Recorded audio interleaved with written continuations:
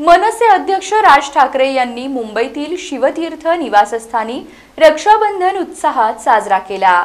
त्यांच्या बहीण जयवंती देशपांडे आणि हेतल शाह यांनी त्यांना राखी बांधून औक्षण केले।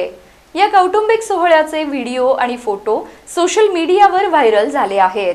पाहुयात राज ठाकरे यांचं रक्षाबंधन।